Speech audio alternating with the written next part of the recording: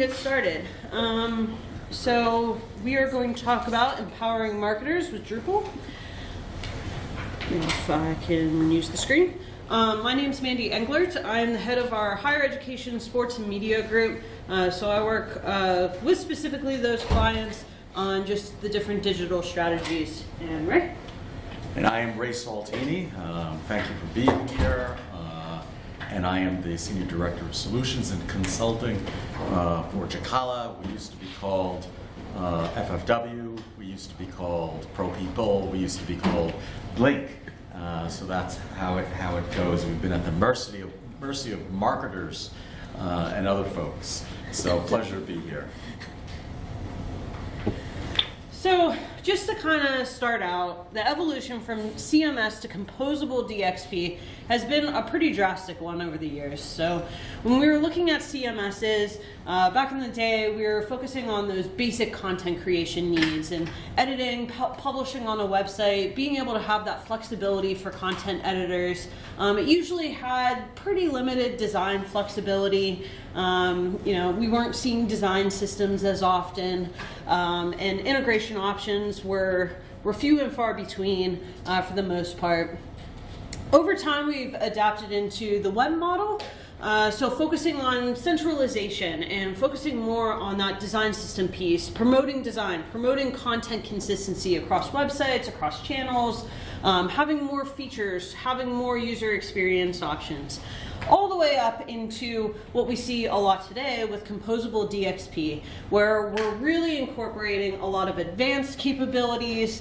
We're integrating with multiple channels, integrating with multiple MarTech pieces, and these are the things that marketers are really expecting now. When they're coming to a DXP team, they're really saying, I need to have these marketing integrations, I really need to be able to add my analytics tools, add some contextualized experiences to things, and I know the big rumor now is that DXP is dead, so Ray, take that away. How many people here feel like DXP is dead? We should only be so lucky. I don't even know what DXP is. There we go. Exactly. A digital experience platform. I really missed the boat there. Depending upon who you speak to, there are various arguments about how DXP is evolving or not evolving, whether you're in the Drupal community and you think the Drupal Star Shot and Drupal CMS was a good idea, or an idea that's a great idea that's just 5 or 10 years too late. The fact is that we live in an environment and ecosystems that are composable, right? And so it's a DXP by any other name. We're working in composable systems, which creates a tremendous amount of flexibility and also responsibility. And so when we talk about DXP in the context of this session, we're really specifically talking about a composable DXP, which in and of itself has got this yin and yang, set up between members of the IT team and members of the communications or marketing teams, which of course are playing usually on the same team, but it may not necessarily feel like that.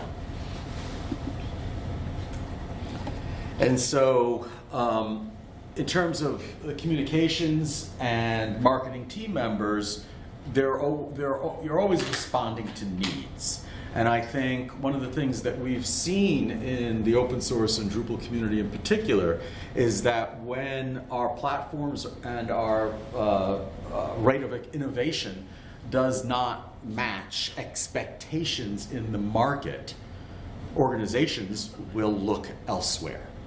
And those are market pressures that we have been facing, since back in the day, since 2002, when the project was brand new, and we continue to face. But these are only some of the pressures that we feel, because so many of us are wearing all these hats at the same time, be it IT, comms, marketing, and it gets not just complicated but painful. Yeah, and I would say, our technologies are starting to catch up with some of these market interests and the things that they want to do. So, the things that we really want to be able to do, we're starting to collaborate more. And we actually got this quote from one of our clients, and actually a good friend of mine who works on a DXP team, and he used to work with me as a marketer. And I was like, hey, what's it like working with marketing teams? What was it like working with me? And, do you want Well, he gave us this really great visual, so great we don't need to give you the visual, of a reality show, like a Survivor reality show where we're somehow stranded on a desert island together, no matter how we may try to get off the island, and we wind up improvising and using tools that were not meant to be used a particular way in all sorts of unintended and unforeseen ways. Yeah, so, he likes to give the compliments, tell us, we got some big ideas, we have this flair for storytelling, but again, we're also coming to that DXP team, and we're trying to start fires, and we're trying to say, we need this MarTech product immediately, and, everyone's just trying to survive out there. Yeah, and we're navigating a landscape where in a class I reincarnated last year here at Drupal Camp, I had a slide on the board about the MarTech stack, and it's got all these little tiny logos. Everybody here has probably seen it before, and I said, look, there are over 1,000 different MarTech products that you need to understand. If you don't need to know how to use them, you at least need to know what role they play in the ecosystem. And then, of course, the surprise was, oh, wait, this slide is from 2014. There are now, in 2024, 10,000 different products in the MarTech stack that we need to at least understand a portion of, because our jobs have gotten so much more complicated, and we're either going to try to approach our problems with monolithic tools or best of breed tools, or hopefully some hybrid combination therein. And so we now have some innovation to work with, right? And I think that was a topic of discussion in the Drupal community for a long time. How do we get off the ground and out of our way again? And we heard the clarion call just about a year ago or so, and it was a little controversial at first. It probably still is a little controversial today, but a lot of miles have been covered. I don't know if we've reached Pluto yet. Is that still a thing, Pluto? I don't remember. It's debatable, perhaps. But in any event, we actually have a whole new innovative set of solutions to work with. And I think Drupal recipes in Drupal CMS typifies that, right? Because now we don't just have a distribution or an internal distribution, but we actually have this promise that we've been working with in the Drupal community for such a long time. Multi-site. I remember when I first got my first multi-site set up and running. Features, remember? And now recipes. And if we recall, recipes was in some of the first iterations of Drupal, and we've still been, this is the holy grail, if you will, that we've been working towards, and that may still be just beyond our reach, but we know we are much closer to. And in many cases, if you're obviously not in Mike Anella's Drupal CMS preview presentation, but do look at over in the recordings and tap into the other information out there about Drupal CMS. He gave a terrific presentation yesterday, but it's very exciting, and the general consensus is it's a hell of a lot better than other stuff that's out there on the market now. as well in terms of an in-browser experience for marketers to leverage? Yeah, so if we just start going through our survival tips here, our first tip here, always pack a map. So something that I feel like we say time and time again, especially as DXP teams and also as marketers, is, well, we have to know what our goals are and then we can invest in something. And what we see time and time again is that, you know, what we're hearing is, oh, I just need the site redesigned. Just redesign the site, just make it look better, and everything, that will solve all of the problems. But really what we need to do is work together to understand the goals and understand the problems that we're facing and actually being able to hit those goals. Prioritize these things by data and figuring out, you know, what are our biggest priorities? What are the things that we really want to make sure that we're doing right? And transition those things into learnings so we can make better investments. So again, like what we hear time and time again is just give us a better user experience, just give us this integration, just give us this product and we'll be able to do these things. But if we work together to really understand the problems that marketers are trying to solve, and even DXP teams, what they're really trying to solve, we'll be able to work together to actually build that better investment in. And Drupal's really come a long way to be able to help us do those things, as long as we understand what the problems are that we're trying to solve. So we have a couple of just case studies in here just to kind of help, you know, push that point home. The big one, a project that we just recently worked on, was undergraduate enrollment with Penn State University, where their undergraduate admissions website was completely outdated. And what they were hearing, the IT teams were hearing, and what the marketing teams were saying was, we just need a new website. Let's just continue investing into the proprietary software that we have set up. Let's just keep doing that. Let's make it look better, and we'll figure it out. So when we kind of came into the mix, we had this just disjointed, like 3-team kind of setup that they all had different goals and they were all thinking of things different ways and trying to solve different problems.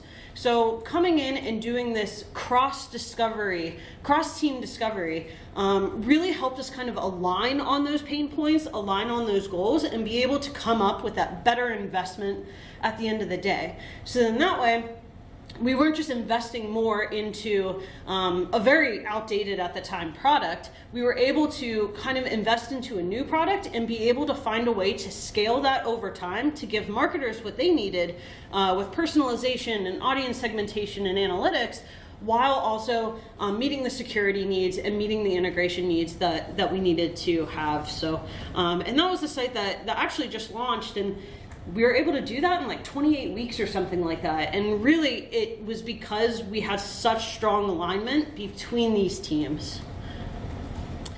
So the next one here is leaving no tracking pixel behind. So oftentimes analytics is really an afterthought. We've been guilty of that as well. Just, you know, analytics kind of comes in last. We're building some of that stuff in after everything has already launched. And what happens is, we have these marketing campaigns that are launching on the site, new pages that are happening on the site, and we don't have a standardized Drupal framework already in place that allows marketers to just kind of implement these things on their own, or already have it tracked.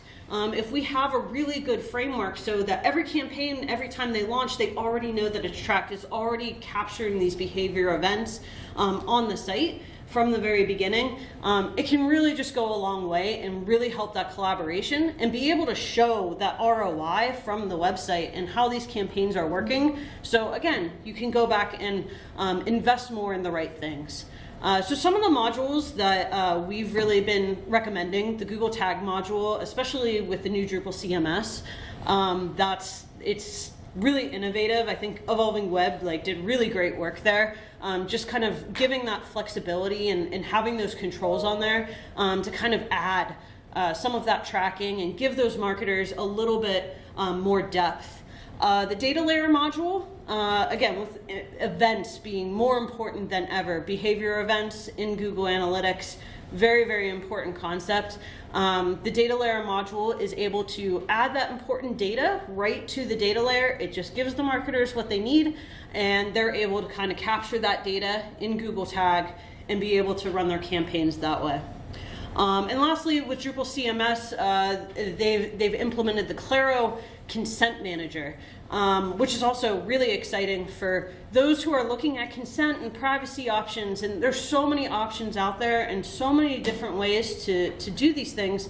And Drupal has found ways to give marketers and give DXP teams a starting place with this. So being able to implement a free asset here with Claro and implementing that with Google Tag, you already have at least a baseline setup. It gives you a start to work from so that you can continue building up those requirements and be able to move further with it. And a case study on that, I'm working with a team right now on a multi-site architecture, and it's thousands of websites. And one of the things that we decided to do was have data layer pieces built into the main platform among the design systems. So as you can see here, there's like, the image, I'm just using an image component, but anytime that component is being used across these thousands of websites, we already have that analytics tracking on there. So every time a new site is implemented, all of this tracking is already set up. The marketer really just has to set up their analytics side of things and be able to structure things and be able to look at it. So again, it's providing that accurate analytic structure as a baseline, as a place to start to give people that more events and more data to work from before actually coming and requesting from developers, hey, I need you to add these 5 tags, and I need you to add all of this data layer tracking. There's already a baseline there to make the requests come in that are a little more streamlined and sometimes even more advanced. So it makes sense. And another tip here, staying on the personalization trail. We've been talking about personalization for years. I think we were just talking with someone, I think last night, that was saying, yeah, I said personalization on my website in 2019, and we thought that we were doing that, and now it's 2024, 25, and we want more personalization, and we weren't able to ever get that in there the right way. So there's things that you can do to kind of set up the site for personalization. There's modules that you can use to get a start in personalization for marketers to be able to create some content and then be able to move into like an A/B testing product or a MarTech product that actually helps with segmentation, like Lytics and things like that. So kind of the tips here, I always highly recommend using as much structured content as possible. Especially when you're building out, your framework and your content model and things like that. You want to make sure that you have a well-structured CMS. Having that content organization makes personalization so much easier. And it's able to give you the ability to implement these modules, pick and choose, these fields and these places where you really want to add that personalization and be able to act on it super quickly. So it all starts with that kind of baseline tag structure and content model. And modules like smart content and Drupal personalization can really go a long way to kind of get marketers started with this. It just helps you kind of create that rule-based content variations, still very manual, it's still very preliminary, but it gives everyone a starting place to work from so that when you get the request later on saying, I need to have all of this personalization, audience segmentation, and I bought these 3 products that are costing us a ton of money, integrate them immediately, they already know like how they want to set up those integrations. They already know how to set up those things because we're already doing pieces of this on the site. An example of this was we worked with Fannie Mae recently, and lots of wildfires and things like that, and we had the Acquia personalization, which I think they changed the name of that recently. We had that all implemented in there, and they have like a really great content model, really great structure that made it really quick for us to be able to be like, let's act on these natural disasters. Let's like get people this vital information right away. And we were able to implement these things that had geo-targeting added to it so that we could geo-target people that were most impacted by wildfires, be able to see, you know, those areas and serve information in those areas that were affected by wildfires, you know, that information rather than the generic information. Well, and also this project, because it was a couple of years ago, the pilot for it was primarily rule-based. And it was because they had some well-structured data that they were able to implement a rule-based campaign. But the development of the hypotheses that they needed to create in order to understand what actions needed to be taken on the site around personalization was laborious for the Fannie Mae teams, who had a lot of other work that they needed to do at the same time. And one of the things that we have now in 2025 that we didn't have back in 2019 is the ability to supplement that activity with AI-assisted tools.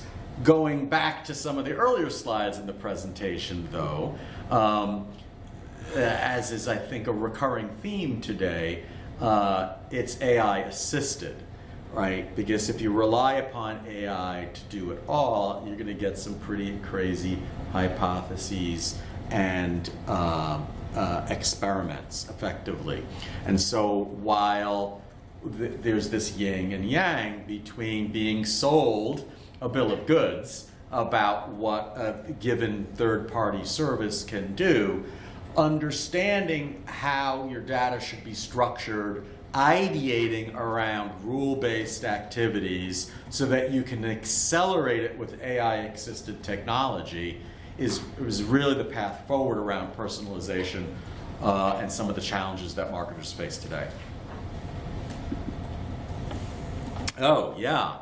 And so we were actually talking about a project that we worked on yesterday for many years around an international student travel organization.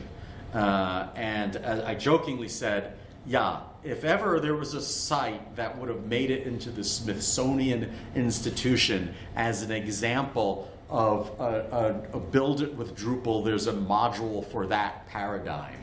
Right, which those that have been around a little while in the community will recognize, it would have been this site, because this site was doing everything. It was scheduling, events, registration, mailing out care packages, loyalty, you know, matching you up with your host family. I mean, it was outrageous, and it took, you know, well over a year to just unravel and unwind. But the idea is that we are being asked, especially in a composable DXP world, to address complex systems. It's one of the things that is still attracting folks and keeping folks to, with Drupal, right? But that said, it also makes our newer paradigms of getting off our island and not necessarily using that module just because we have it when there's a better solution. It makes some of those challenges all the more complicated. So for instance, just installing a dam for your digital assets, if you're working in a complex ecosystem, even a marketing-focused complex ecosystem, is really enough to send you home with an upset stomach. And so the idea here is to prioritize the systems that you need and to increment them, right? We, complex smart planning is table stakes for an organization like Jacala, right? We embrace the complexity and then we distill it down so that we have a clear navigable path forward. And I think the more time and effort that you can you can put in your marketing team to going slow to go fast and understanding a path forward through these complex integrations, agentic services that we have available today is really a strategy for winning the survival game. I think, oh yeah. So sinkholes are, I always think of sinkholes like black holes, because you never know when they're going to pop up, because you get drawn into them so suddenly, or they appear under your feet immediately. One of the biggest problems to avoiding SEO problems is actually bringing the discussion to the fore earlier in your process, and in fact not even waiting for the issuance of the RFP or for the new build before addressing SEO. One of the biggest problems that we see is that organizations don't have the groundwork laid in order to put together a really smart measurement plan, let alone an implementation plan for a smart analytics program that can leverage new technologies. And what happens is they get to a couple of weeks before launch, and they're expected to make sure that the SEO tags are straight and updated to Google GA4, and you're just throwing stuff at the wall. So one of the things we really recommend is taking some time, no time like the present, right? Today is too late, but it's better than tomorrow, to begin gathering some data about what your key performance indicators are and how you're performing against those performance indicators. And then checking to make sure that that data is being collected on a regular basis, right? So that when you are ready for your new project, when you are ready to do a proper measurement and implementation plan, you actually have that baseline which you can measure your success from. Okay. So UFC it had their 30th anniversary recently. Hard to believe in any case. But one of the things that they were very concerned about, of course, was their SEO. One of the things that they had been ignoring for some time, not necessarily ignoring, but struggling with, was SEO around video. And obviously, for an entertainment organization such as UFC, that is currency. And a lot of the material behind gated portals was very difficult to surface and have it factor into their SEO rankings. So we went through a process of really understanding what their metrics were, balancing the different sets of needs, prioritizing, and in the process, updating their video servers.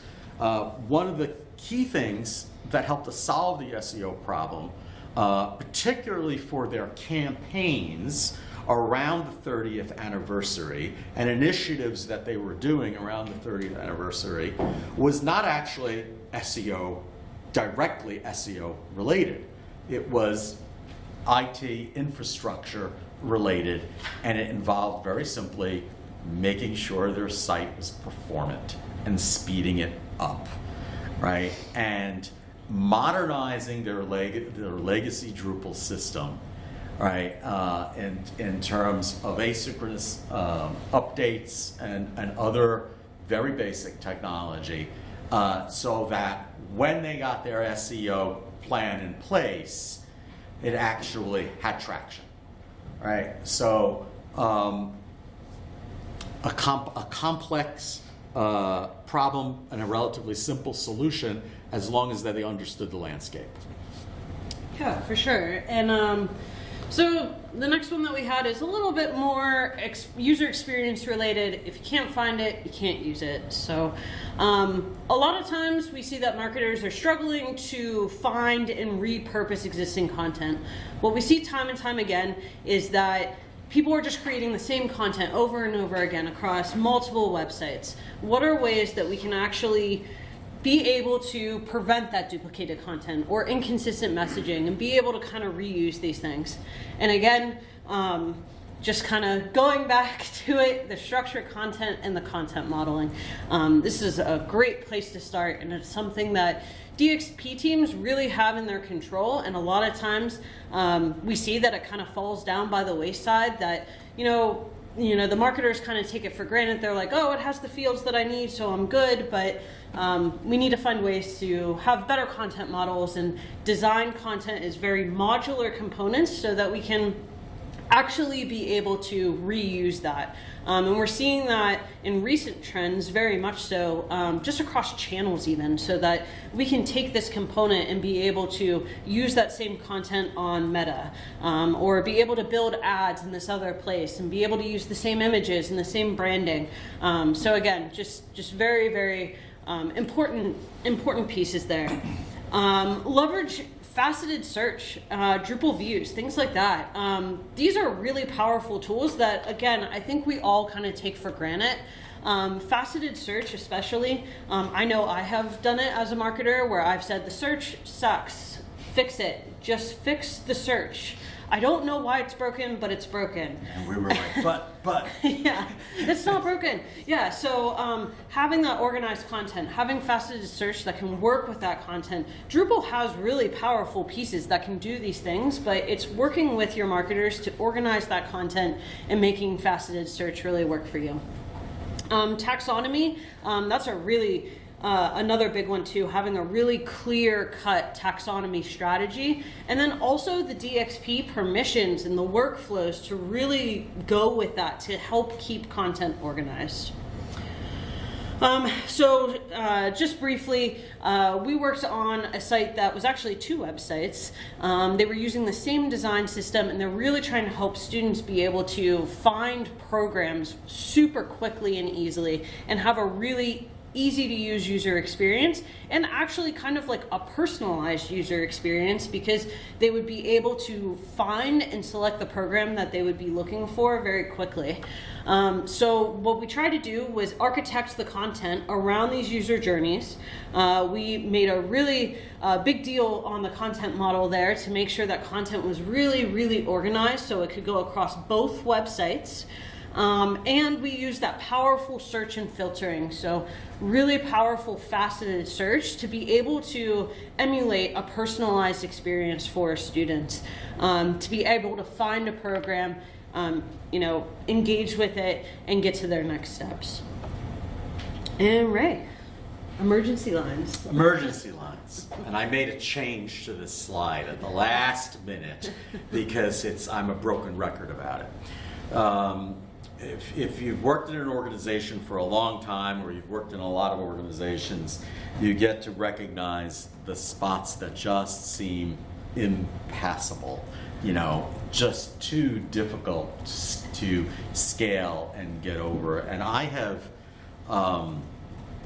been insistent for several years now that when we look at these big problems, which frequently involve clarity over roles and responsibilities, who does what, when, where, and how, that we append every statement of, I need to know what exactly to do in my job, that we append that statement with the phrase, for the next 6 weeks.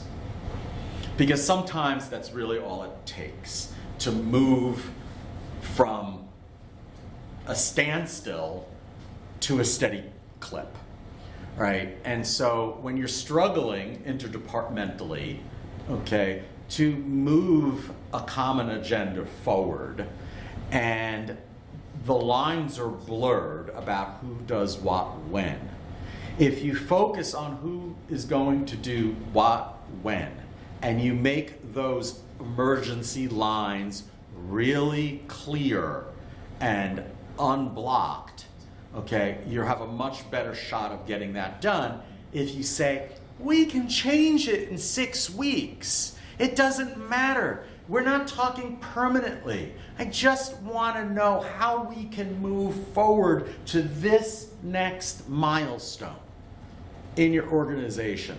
And so that is a strategy that has worked for me personally and has worked for us organizationally and with our clients.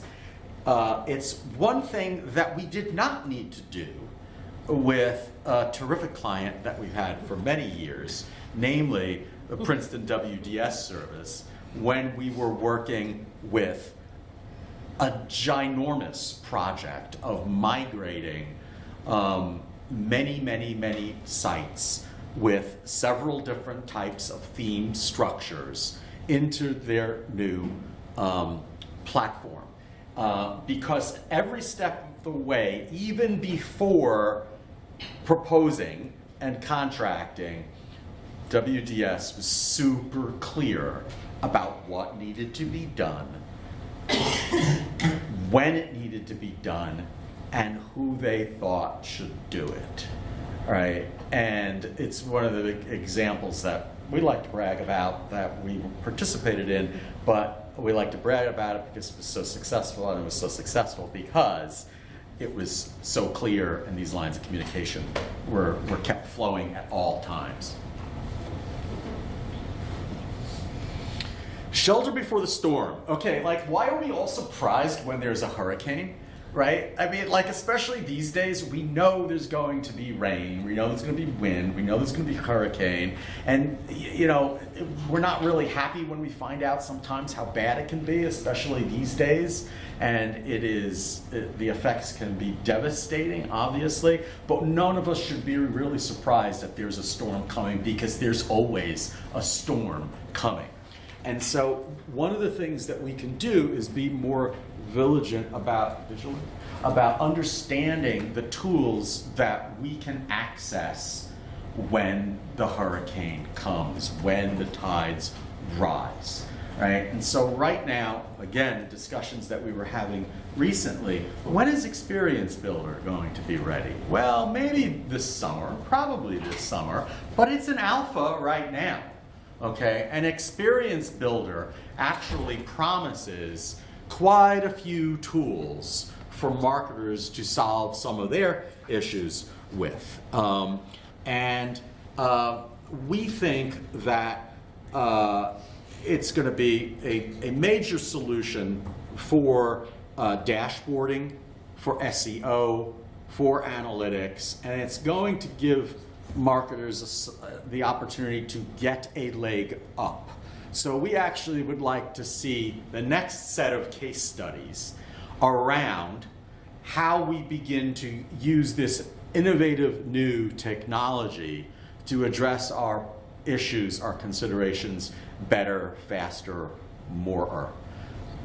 Yeah, because we use layout paragraphs time and time and again just to give that like drag and drop and be able to have preview, and we've customized so much of it to make it work, and so we're really excited for Experience Builder because yep. I think it's going to take it to the next level for sure. Yeah, I mean, so speaking to just some of the issues around accessibility with with SEO and creating the groundwork to be successful, the same thing really applies to accessibility, right? And if you're not using a service like Site Improve or Monsito, okay, you can use a new service. I always forget the name of it. Editorially, in order to prepare for better accessibility. And the reason why we have the quicksand image is it is so easy to get so far underwater or under quicksand with accessibility issues. And I think we've all seen how there has been a very sluggish response in terms of regulation to accessibility needs and requirements. We were all, I want to say, emboldened may be inspired by finally some teeth around enforcement. And I think it's a pretty safe assumption to make in March of 2025 that some of those teeth are going to be lost, and that enforcement measures around accessibility may not be what we hoped they would be just a few months or years, a year or so ago. That said, we all know right from wrong, right? And we all know where the market is. The market is moving forward toward greater accessibility for everyone steadily. It has not changed. It's not going to change. We need to make sure we keep up with that change, and the good news is there's lots more tools to do it.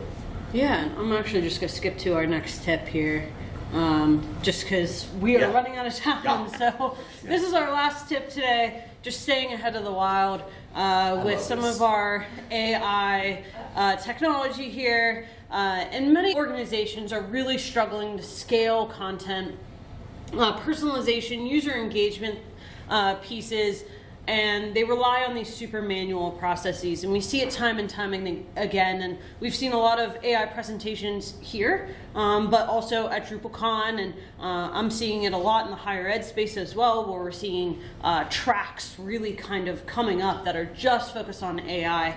And it's really about, let's be careful and figure out what we need to be using AI for, and also what are the things that we can innovate with. So some of the things that we've been experimenting with the most and that have really been helping, the AI image text module, just being able to generate alt text for uploaded content images, and I think that's actually included in the new Drupal CMS as well.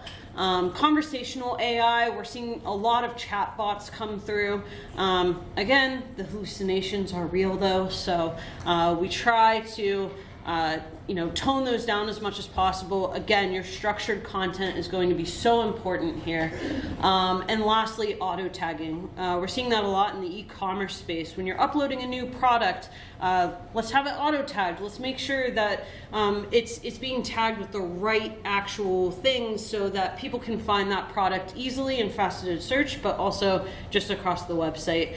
And having those content recommendations, especially products, I mean, I think that's a great place for it, where you're looking at one product and it recommends 3 other products just based on some of that logic, and AI really bringing some of that in. And functionally, all of that is so clearly portable to higher ed, to fintech, to industrial B2B models. It's super, super exciting. And I will put in a plug for a gentleman whose session is going on at this time for you all to catch up with it in the recordings. Jeremy Barth has got a technology where he has worked AI support into feeds, so that when we ingest content in Drupal through feeds, the AI LLM model can create a taxonomy for that content according to our site taxonomy structure, and we can customize the summaries of that content in many different ways for many different audiences. And Jeremy reminded me he was in my class 10 years ago, and he's got some really great work that he's doing. So we are actually out of time. We can probably take like 1 or 2 questions if we wanted to, and then we're also going to be available all day. And yeah, and if you look us up on LinkedIn and ping us, DM us, we'll send a copy of this. We meant to have a QR code, but failed. So please look us up, and we'll send this out. Yeah. So any questions? Awesome. All right. Well, thank you, everyone. Thank you.